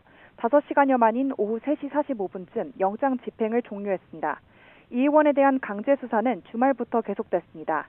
경찰은 앞서 전북 익산에 있는 이 의원의 지역 사무소 등에 대한 압수수색 영장을 집행했고 미래에셋 등 증권사와 은행에 대해선 금융영장을 집행해 거래 내역을 확보했습니다. 압수수색과 함께 이 의원에 대한 출국 금지 조치도 이루어졌습니다. 앞서 서울경찰청은 지난 6일 이 의원의 자본시장법 위반 등 혐의 고발 사건을 직접 맡기로 하고 다음 날 25명 규모의 수사 전담팀을 꾸렸습니다. 수사팀은 현재까지 5건의 고발을 접수해 이 의원 등 고발된 2명을 입건한 상태인데요. 주말에도 고발인들을 참고인으로 불러 조사를 이어간 가운데 대상자들에 대한 소환 일정도 조율하고 있습니다. 네, 이춘석 의원이 받는 혐의도 정리해 주시죠. 네, 이 의원은 지난 4일 국회 본회의장에서 보좌관 차모 씨 이름으로 된 주식 거래창에서 주문을 넣는 모습이 사진에 포착됐습니다. 이 의원은 보좌관 계좌를 봤을 뿐이라며 의혹을 부인하고 민주당을 탈당했는데 일각에선 차명 거래 의혹에 더해 이해충돌 논란도 불거졌습니다. 이 의원은 앞서 국정기획위원회에서 경제 2분과장으로 AI 정책을 총괄했는데 당시 차명 의혹 계좌에는 네이버와 LG CNS 등 AI 관련주가 있었습니다. 경찰은 이와 관련해 이 의원이 미공개 정보 등을 미리 알고 주식을 사고 판 건 아닌지 들여다보고 있습니다. 여기에 앞서 지난해 10월 국정감사 도중에도 주식 매수 주문을 넣는 듯한 장면이 포착되는 등 이 의원에 대한 수사는 앞으로 더욱 확대될 것으로 보입니다. 앞서 이재명 대통령은 이 사안에 대해 엄정 수사를 지시하기도 했습니다. 지금까지 사회부에서 YTN 김희영입니다. 네, 조업 일수가 줄어들면서 이번 달 우리나라 수출이 지난해 같은 기간보다 4% 넘게 줄었습니다. 미국이 지난 7일부터 15% 상호 관세를 부과하기 시작한 가운데 대미 수출은 14% 급감했습니다. 취재기자 연결합니다. 손유정 기자, 우리나라 수출입 현황 자세히 전해주시죠. 네, 관세청이 집계한 지난 1일부터 어제까지 우리나라 수출액은 147억 달러로 지난해 같은 기간보다 4.3% 감소했습니다. 우리나라 수출은 지난달까지 2달 연속 증가세를 나타냈다가 이달 초 다시 감소세로 돌아섰습니다. 수출이 줄어든 데에는 조업 일수가 지난해보다 하루 적었던 게 영향을 미쳤습니다. 조업 일수를 고려한 하루 평균 수출액은 21억 달러로 오히려 9.3% 늘어납니다. 수출 주요 품목별로 따져보면 주력 상품인 반도체와 자동차의 수출이 각각 10% 안팎 늘어나며 효자 역할을 했습니다. 특히 반도체 호조의 우리나라 전체 수출에서 반도체가 차지하는 비중은 26.5%로 높아졌습니다. 반면 석유 제품과 철강, 가전제품 등의 수출은 크게 줄었습니다. 나라별로는 지난 7일부터 15%의 상호 관세가 부과된 미국으로의 수출액이 눈에 띄었습니다. 대미 수출액은 20억 7천만 달러로 14.2% 급감했습니다. 이 밖에 유럽연합과 중국, 일본으로의 수출은 줄어든 반면 베트남, 타이완, 싱가포르에서 늘어났습니다. 이달 초 수입은 159억 달러로 지난해 같은 기간보다 13.6% 감소했습니다. 원유, 가스, 석탄 등 3대 에너지원 수입액은 17% 넘게 감소했지만 무선 통신기기 수입은 늘었습니다. 수입액이 수출액을 넘어서면서 무역 수지는 12억 달러 적자를 기록했습니다. 지금까지 경제부에서 YTN 손유정입니다. 네, 2년 전 스프레이 테러로 훼손됐던 경복궁이 또 한 번 낙서로 얼룩졌습니다. 담벼락에 낙서하던 70대 남성이 현행범으로 체포됐는데 국가유산청은 엄중 대응한다는 방침입니다. 신지원 기자입니다. 경복궁 입구 광화문 석축에 검은 매직으로 쓰인 낙서. 국민과 세계인에게 드리는 글이라며 미국의 트럼프 대통령을 언급합니다. 우리나라를 대표하는 문화유산을 훼손하던 79살 김모 씨는 이른 아침 현장을 순찰하던 경복궁 관계자에게 적발됐습니다. 김 씨는 곧바로 경찰에 넘겨졌고 구체적인 범행 경위와 동기에 대한 조사를 받고 있습니다. 즉시 복구 작업에 나선 국가유산청은 문화재를 훼손한 김 씨에게 보관 비용을 청구할 수 있다며 관련 범죄에 엄중하게 대응하겠다고 밝혔습니다. 경복궁이 낙서로 얼룩진 건 이번이 처음이 아닙니다. 지난 2023년에는 300만 원을 주겠다는 말에 경복궁 영추문과 국립고궁박물관 주변 쪽문에 스프레이 낙서를 한 10대 청소년들이 경찰에 붙잡혔습니다. 낙서범인 10대 청소년 2명은 각각 실형과 집행유예를 선고받았고 범행을 의뢰한 30대 남성은 징역 7년에 추징금 2억여 원을 선고받았습니다.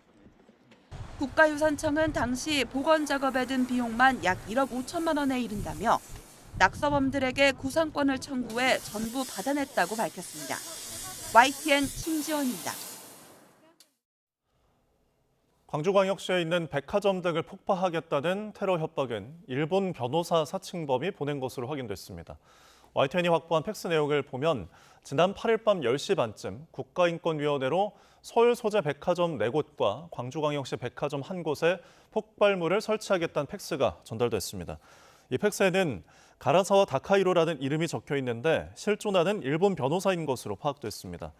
경찰은 해당 변호사 사칭범이 지난 10일 서울 올림픽 체조경기장 테러 협박을 비롯해 40여 건의 협박 메일과 팩스를 보낸 것으로 보고 있습니다. 오늘 경기 광주시 고산동에 있는 철제빔 업체에서 일하던 40대 남성 대표 A씨가 빔에 깔려 숨졌습니다. 경찰은 지게차가 7톤 H빔을 화물차에 옮겨 싣는 과정에서 빔이 떨어져 사고가 난 것으로 보고 있습니다. 경기 파주의 신축 건물 공사장에서 에어컨 지지대 설치 작업을 하다가 추락한 일용직 노동자 60대 A씨가 사고 닷새 만에 숨졌습니다. A씨는 지난 5일 파주시 문산읍 신축 건물 공사장에서 사다리를 타고 천장 에어컨 설치 작업을 하다가 3m 아래로 추락했고 이후 병원에서 치료를 받던 중 숨졌습니다. 대전에서 전 연인을 흉기로 살해한 혐의로 구속된 피의자 26살 장재원의 신상 정보가 공개됐습니다. 경찰은 이번 사건을 계획범죄로 결론 내리고 이 사건을 모레 검찰로 넘길 예정입니다. 이상곤 기자입니다. 전 연인을 흉기로 살해한 혐의로 구속된 피의자 신상 정보를 경찰이 공개했습니다.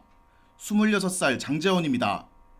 경찰은 지난 8일 신상정보 공개 심의위원회를 열고 장 씨의 얼굴과 이름, 나이를 공개하기로 했습니다. 범행의 잔인성과 피해의 중대성, 피해자 유족의 의견 등을 종합적으로 고려해 이루어졌습니다. 경찰은 공개 결정 이후 장 씨가 이의가 없다는 의사를 밝혀 장 씨 신상 정보를 누리집에 올렸습니다. 장 씨는 지난달 29일 범행 직후 공유차 등을 이용해 달아났다가 하루 만에 경찰에 붙잡혔습니다. 하지만 체포 직전 음독해 병원에서 치료를 받았고 지난 5일 퇴원해 경찰 조사를 받은 뒤 구속됐습니다. 혐의 인정하십니까? 범행 계획하신 겁니까? 유족분한테 할 말 없을까요? 경찰 조사 결과 장 씨가 범행을 결심한 건 사건 발생 3, 4개월 전이었던 것으로 확인됐습니다. 장 씨는 경찰 조사에서 전 연인의 명의로 빌린 오토바이 비용 문제로 갈등을 빚다가 자신을 무시한다는 생각에 화가 나 범행을 저질렀다고 진술한 것으로 전해졌습니다. 흉기 등을 미리 준비한 뒤 오토바이 명의를 변경해주겠다고 피해 여성을 불러내 범행을 저지른 것으로 파악됐습니다. 경찰은 이번 사건을 계획범죄로 결론 내리고 오는 13일 장 씨를 검찰에 넘길 예정입니다. YTN 이상곤입니다. 네, 대통령실에서 이번 광복절 특별 사명과 관련해 브리핑을 진행하고 있습니다. 현장으로 가보시죠. 안녕하세요. 오늘 뉴스가 좀 많은 날입니다. 임시국무회의 결과 관련해서 브리핑하겠습니다. 강유정 대변인입니다. 오늘 오후 이재명 대통령 주재로 제35회 임시국무회의가 열렸습니다. 오늘 국무회의에서는 특별사면, 특별감형, 특별복권 및 특별감면조치 등에 관한 건을 심의 의결했습니다. 이 대통령은 국민통합이라는 시대 요구에 부응하고 민생경제의 온기를 불어넣기 위한 법무부의 사면안에 공감했습니다. 특히 국무회의 심의 대상은 아니지만 364만 명에 달하는 신용사면에 대해 꼼꼼히 따져 물었습니다. 5천만 원 이하 소액 연체자의 88%가 1년 이내에 빚을 다 갚았음에도 불구하고 연체 이력이 5년간 금융권에 공유돼 카드 발급과 대출에 불이익을 받는다는 금융위 보고를 받은 이 대통령은 빚을 다 갚았으면 오히려 칭찬을 해야 하는데 연체 경험으로 불이익을 주는 건 전과자 취급과 다를 바 없다면서 일상적인 경제활동에 지장이 없게 잘 조치하라 지시했습니다. 더불어 부처별로 행정 제재가 굉장히 많다면서 이번에 단행한 생계형 사면 같은 사례를 각 부처별로 추가로 발굴하면 좋겠다는 권오을 보훈부 장관의 제안에 이 대통령은 연말 크리스마스 사면 때 검토할 수 있게 생계형 사면 사례를 부처별로 모아달라고 지시했습니다. 한편 이번 광복절 특별사면의 핵심 기조는 불법적인 비상계엄으로 높아진 사회적 긴장을 낮추고 침체된 경제를 살리기 위한 민생 회복 사면입니다. 이를 위해 이재명 대통령은 각계 각층의 의견을 경청하고 심사숙고했습니다. 그 결과 이번 광복절 특별사면에는 소상공인, 청년, 운전업 종사자 등 서민 생계형 형사범은 물론 경제인, 여야 정치인, 노동계, 농민 등 2,188명에 대해 폭넓게 특별사면과 복권을 실시합니다. 주요 경제인 사면은 일자리 창출과 역동적인 경제 성장을 뒷받침하는 계기가 될 것으로 기대되고 우리 경제의 뿌리인 중소기업과 소상공인의 사면은 서민 경제 안정과 회복에 기여할 것입니다. 더불어 정보통신공사업, 식품접객업, 생계형 어업과 운전면허 등 행정 제재 대상자 약 83만 4천여 명에 대한 특별 감면 조치는 경제적 재기의 발판이 되어줄 것입니다. 아울러 신용회복 지원 방안에 따라 소액 연체 이력자 약 324만 명에 대한 신용회복 지원도 실시됩니다. 역대 두 번째로 큰 규모입니다. 이번 민생회복 사면이 우리 경제의 새로운 활력이 되고 사회통합의 계기가 되길 기대합니다. 끝으로 정치인 사면은 종교계와 시민단체는 물론 여야 정치권 등 종합적으로 청취해 결정했습니다. 이번 조치가 대화와 화해를 통한 정치 복원의 계기가 되길 바랍니다. 이상입니다. 혹시 질문 있으실까요?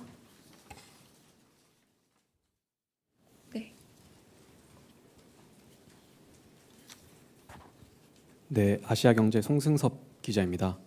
그 비공개 심의로 전환된 이후에 국무위원이나 배석자 분들 중에서 그 정치인 사면과 관련해서 발언하신 분이 있으신지 혹은 있다면은 그 소개 가능한 내용들이 있는지 궁금합니다.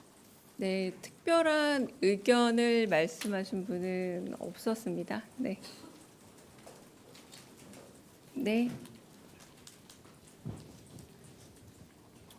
저 TV조선의 최민식입니다. 먼저 이화영 지사가 그 누락된 게 좀 눈에 띄었는데요. 이게 대통령의 방침이었는지 궁금하고요.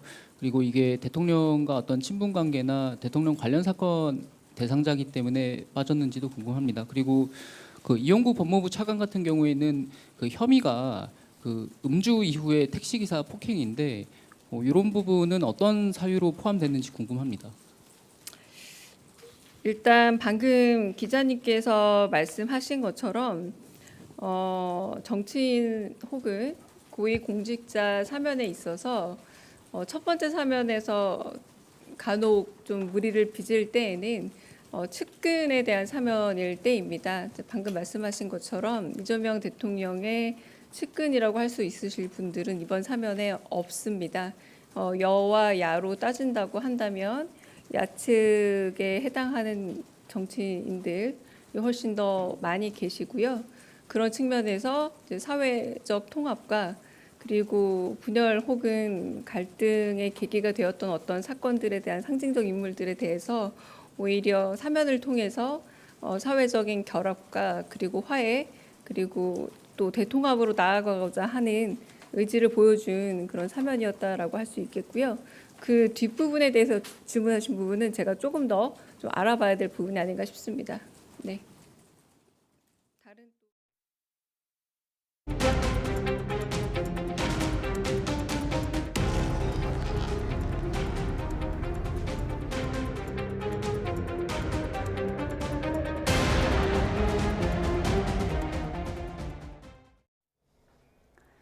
김건희 여사 구속심사가 내일 오전에 열립니다. 윤석열 전 대통령이 오늘 열린 내란 재판에도 출석하지 않았습니다. 김성훈 변호사 특검 수사 내용 자세히 짚어보겠습니다. 네, 어서 오세요. 안녕하세요. 네, 김건희 여사 내일이 운명의 날이 됐습니다. 네, 구속될까요? 기각될까요? 어떻게 전망하십니까?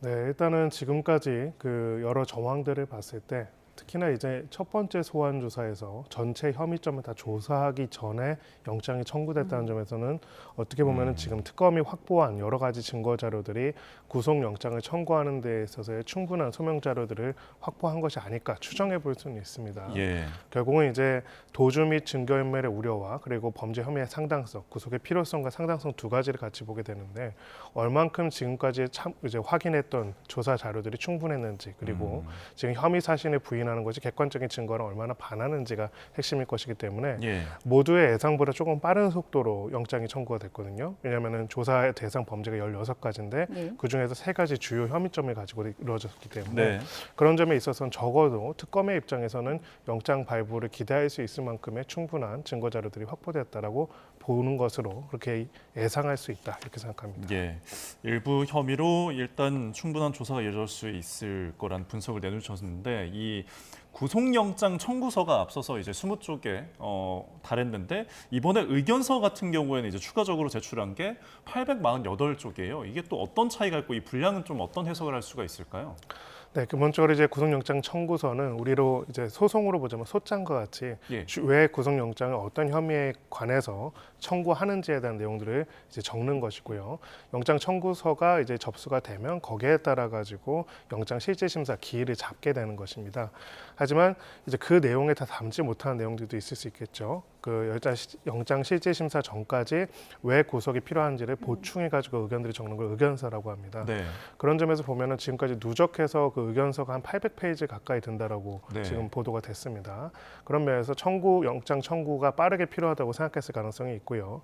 그런 점에서 나머지 내용들은 의견서로 또 따로 내기 위해서 좀 빠른 영장 청구를 위해서 영장 청구서와 의견서를 분리해가지고 했을 가능성이 있다라고 보여지고요.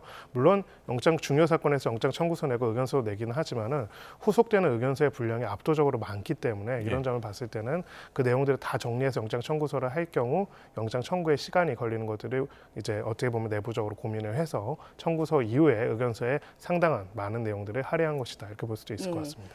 김 여사에 대한 영장 실질심사 내일 오전 10시 10분에 열리는데 윤 전 대통령의 경우에는 영장 실질심사에 항상 직접 출석을 했어요. 김 여사도 직접 출석을 해서 또다시 포토라인에 설지 이 부분도 관심인데요. 어떻게 전망하세요?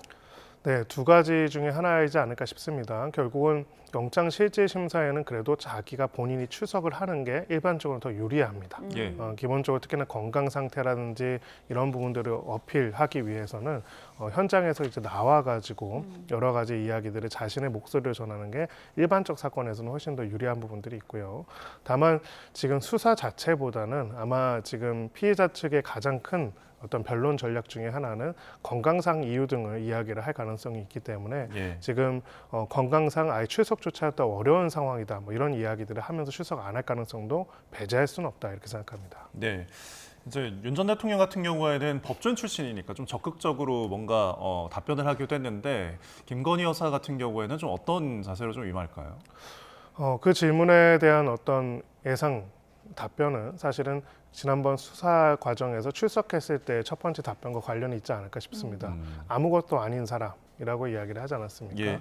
결론적으로는 도이치모터스를 제외하고 나머지 두 가지 같은 경우에는 소위 권력형 비리, 권력의 정점에서 권력을 운용해가지고 비리를 일으켰다는 것도 혐의점이기 때문에 스스로 이제 여러 가지 법리적인 부분에서 방어하고 이런 것보다는 자신이 실제로 그렇게 중요한 역할을 하거나 중요한 의사결정 권한을 가진 사람이 아니라는 점을 이야기할 가능성이 높고요. 그런 부분에 있어서는 적극적으로 많은 이야기를 하기보다는 실제로 뭐 조사 과정에서도 조사 출석 과정에서도 했듯이 자신은 잘 모르는 일이고 거기에 적극적으로 관여한 게 없고 그래서 더 아는 것이 없다라는 얘기들을 반복할 가능성이 조금 더 높지 않을까 이렇게 생각합니다. 네, 특검은 영장이 발부될 경우에 김 여사 구금할 장소를 서울 남부구치소로 해달라 이렇게 요청을 했다고 하는데요.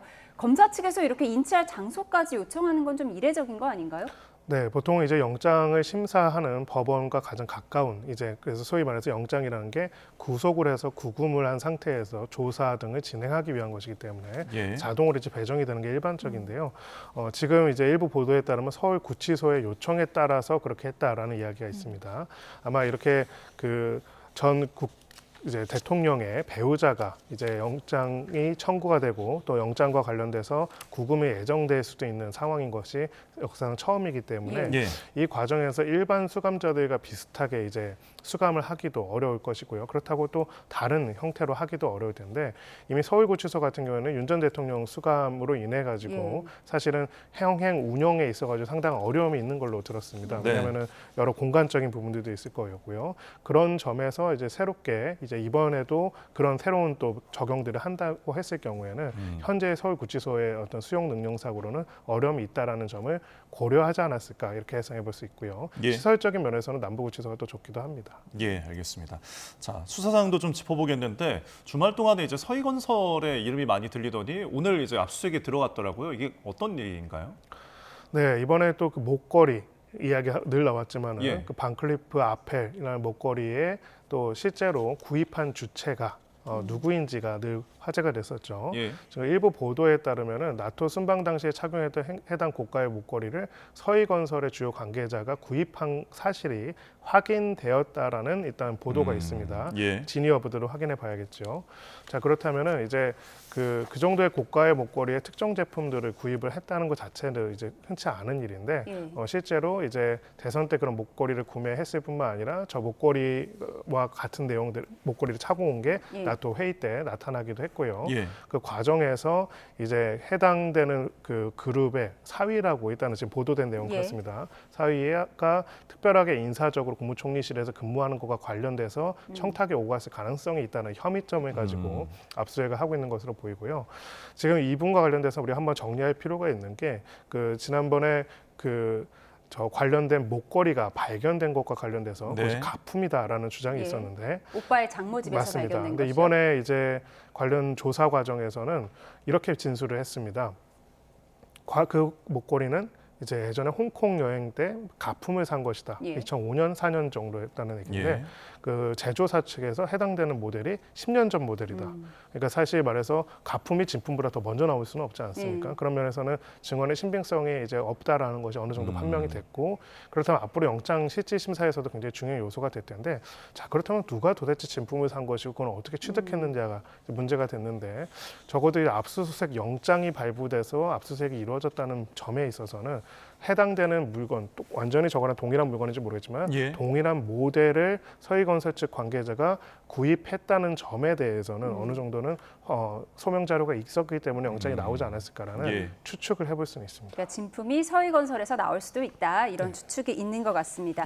마지막으로 이 질문 한번 드리겠습니다. 오늘 윤 전 대통령 네 번째로 이제 내란 우두머리 재판에 출석하지 않았는데 오늘 민주당 의원들이 서울구치소를 찾아서 바디캠과 CCTV를 보여달라 이렇게 요청을 했는데 서울구치소 측에서는 개인정보보호법 등을 들어서 거부했다고 해요. 이게 법 적용이 어떻게 되는 건가요? 네, 기본적으로 이제 그 어떤 개인의 영상, 녹화된 영상 같은 경우에도 원칙적으로 개인정보에 해당되는 건 맞고요. 네. 개인정보 같은 경우에는 수집과 이용에 있어가지고 원래 법에 정해진 범위 내에서만 할 수가 있는 것도 맞습니다. 그리고 이것을 제3자가 보관하고 관리하는 사람이 아닌 제3자가 열람하거나 보고자 한다면은 제3자한테 이전을 하는 거에 대한 법적인 근거나 아니면 개인정보 보유자의 동의가 필요하고요. 모든 정치적인 것들을 떠나가지고 일단 개인정보와 관련된 일반적인 법 논리는 이렇게 되어 있습니다. 그런 점에 있어가지고 지금 바디캠 영상에 대해서도 원칙적으로는 그 국회가 개인정보 관리자가 아니기 때문에 그 부분에 대해서 열람을 하기가 어렵다, 임의로 하기는 어렵다라는 이야기를 한 것으로 보입니다. 예. 다만 이제 지금 이렇게 방문한 취지를 확인해 볼 필요가 있는데요. 결국 체포영장이라는 어느 정도의 유형력을 행사하는 것을 전제로 된 영장의 네. 집행이 끝내 이제 안 됐다라고 하는 경우들이 사실 좀 이례적인 부분들이 있기 때문에 어떤 경위에서 왜 안 됐는지 그 부분들에 대한 것들을 확인하기 위한 것으로 보이고, 다만 지금같이 영상 확인이 아닌 다른 방식으로 관련된 구체적인 조사 등을 진행할 가능성이 있어 보인다, 이렇게 생각합니다. 네, 구치소에서 나오지 않는 윤 전 대통령에 대한 이야기도 짚어봤습니다. 지금까지 김성훈 변호사였습니다. 고맙습니다. 고맙습니다. 오늘 전국에서 더위는 덜했지만 정체전선의 영향으로 비가 오는 곳이 많습니다. 현재 충청 이남에 비구름이 지나고 있는데요. 남해안과 제주도 사이 붉은 비구름이 발달한 가운데 내일 오전까지 시간당 10에서 30mm의 강한 비가 예상됩니다. 내일까지 남해안에 80mm 이상, 그 밖에 남부에 최고 40에서 60mm의 비가 더 오겠고요. 강원도와 충청 지역의 비는 오늘 밤에 대부분 그치겠습니다. 내일 중부지방은 가끔 구름만 많은 가운데 자외선이 강하겠습니다. 남해안과 제주 해안에서는 강한 너울성 파도가 예상되는데요. 바닷물이 높은 기간이라서 만조 때는 해안가 안전사고에 더욱 주의하셔야겠습니다. 오늘 밤사이 서울 기온이 23도를 유지하는 등 열대야가 쉬어가는 곳이 많겠습니다. 한낮 기온은 서울이 33도까지 오르면서 중부지방은 다소 덥겠고요. 남부지방도 내일은 30도를 밑도는 곳이 많겠습니다. 수요일인 모레는 중부를 중심으로 많은 비가 예상됩니다. 특히 수도권 지역에 강한 비가 예고된 만큼 호우 대비를 잘 하셔야겠습니다. 날씨였습니다. 월요일에 보내드린 뉴스원 마치겠습니다. 함께해 주신 여러분 고맙습니다.